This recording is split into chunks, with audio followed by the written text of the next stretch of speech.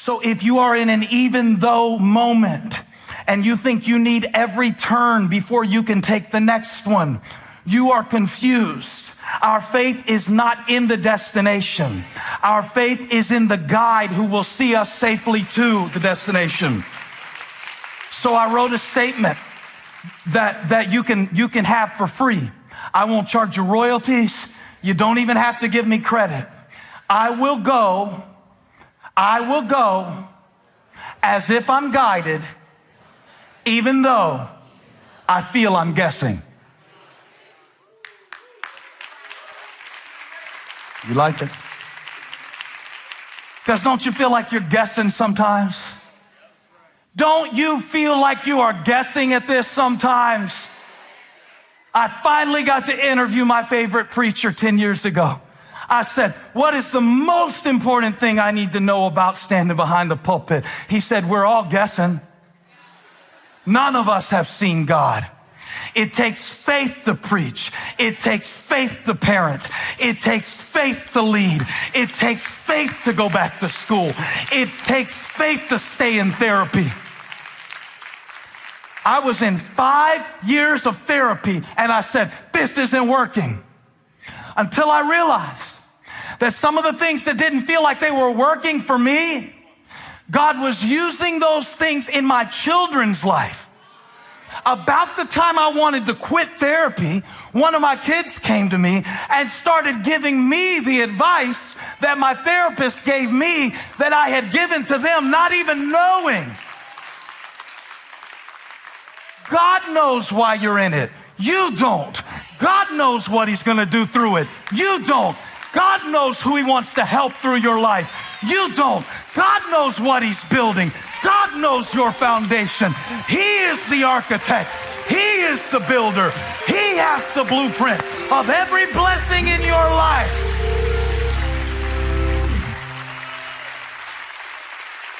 He has the purpose. He drew the picture. Oh, I feel like preaching this to help somebody know that you can go not knowing, that you can contribute not knowing, that you can keep preaching while people are leaving, that you can just do it, that you can just live, that you can just praise, that you can just testify, that you can just boldly grab hold of the altar and say, for God I live. Even though. Say even though. By faith. Even though. If God's got you in an even though moment right now, where your truth says one thing, but your tent says another thing, you can stay right in the promise, even though you have no proof. Who is this for? I'm staying in this promise in the absence of proof. I feel like this is a fighting word today. Woo. I don't know what we're fighting, but I'll fight with you. You need some backup? I don't know what I don't know what's been coming up in your mind. I don't know what's been trying to drag you back down into it. I don't know what's been trying to take over your house, steal your joy, liquidate your peace, erode your confidence in God. But you're not in this faith fight by yourself. Not today. I've been lifted. I've been spoken. I got a word from God.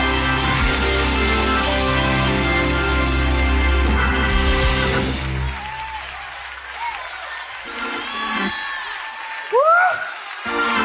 Even though I walk through the valley of the shadow of death, I will fear no evil.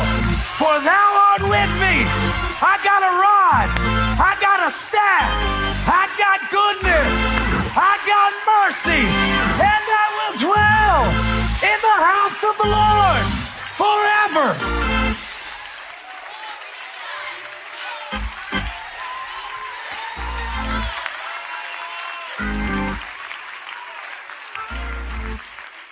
He lived in a tent even though he was in the place of the promise. He was in the place of the promise even though he lived in a tent. Different than what you picture. Slower than what you want. But in that tent was Isaac, Not yet. He hadn't even been born yet, and he was in the tent already. Because when God puts a seed of something in you, the seed is in you before you see it. You've been praying for your kids. You've been praying for your opportunity. You've been praying for something to happen that you need to happen that only God can do. The seed was there before they could see it. And even though I can't see it right now, even though I walk through the valley of the shadow makes it very difficult for you to get a visual. But even though he did not know, see, it's that second even though, where it says in verse 11, even though he was too old. Don't tune me out if you're 13. Because everybody has something that the devil has been telling you, you are too. I don't let the devil tell me I'm too old to be relevant. First of all, I'm not.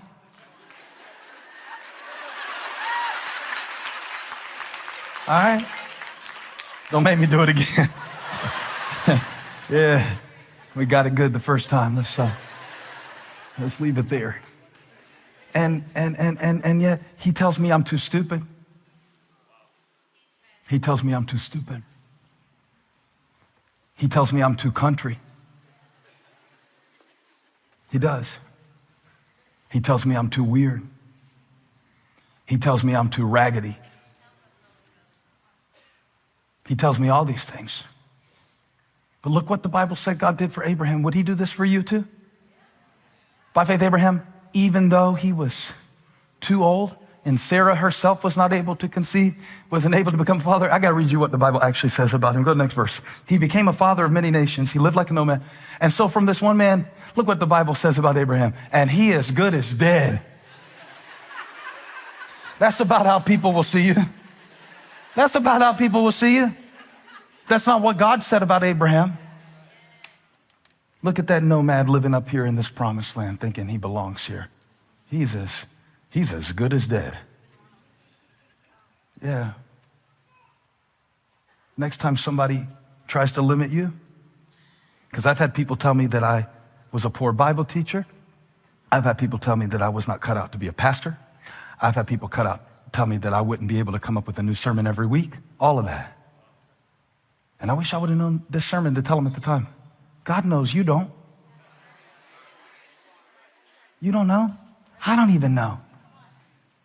So God knows where you're going even though you don't. So follow him, step by step. God knows what he's given you even though you are too, whatever, young. That's what Timothy said, I'm too young. Paul said, don't let anybody look down on you because of your youth. Set an example for the believers in life and love and speech and faith and godliness and purity. Don't let anybody put their two on you. Because they don't know. You've been divorced too many times. Think how much you've learned that you can help other people who have been through divorce. You done paid the tuition. You might as well teach the class. Hey.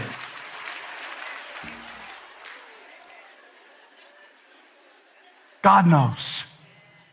You don't. God knows. You don't. And even the passage that we don't like to preach a lot because it said that Abraham took his son Isaac and laid him down on the altar and he thought he was going to have to kill his only son even after waiting 25 years. That's how long it took between God spoke it and he saw it. We quit too quick. We have microwave mindsets and we serve a crock-pot God. So it might be slower than you wanted. But from this boy Isaac came the nations that would inhabit this very land that Abraham was living in.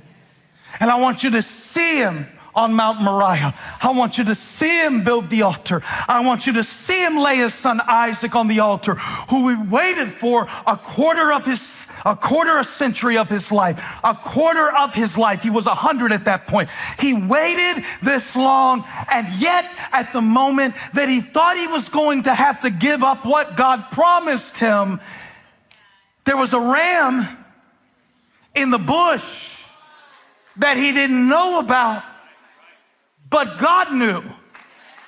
And God knew the moment that the ram would need to be in the bush for Abraham to make the sacrifice.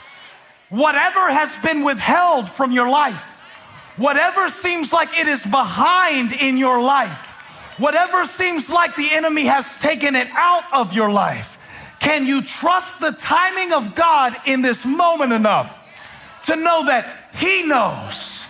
He knows what I need, when I need it. And if it didn't come yet, it wasn't time yet. But somebody who knows it's time, by faith, for you to take the next step when you can't see beyond it. Stand up and give God praise by faith. There is a praise that comes by faith.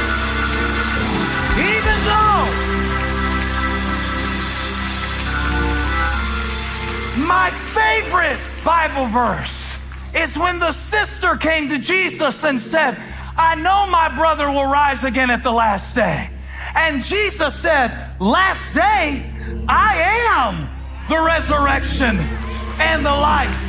And whoever believes in me will live even though he died.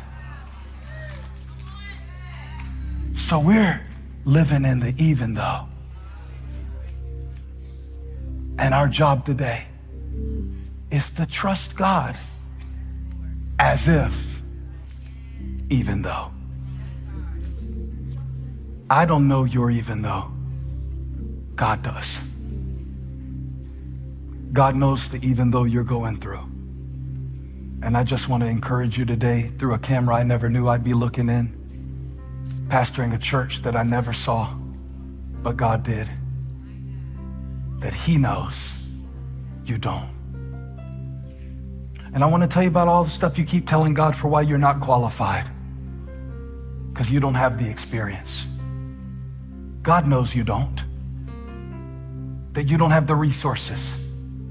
God knows you don't, and that you don't have the background for that. God knows you don't, and that you don't feel like it right now. God knows you don't, and that you don't have the strength. God knows you don't, and that you don't know how to manage money. God knows you don't, and that you don't have any friends who will really listen to you. God knows you don't, and that you don't see a way through this right now. God knows you don't. But just because you can't see it does not mean he didn't speak it.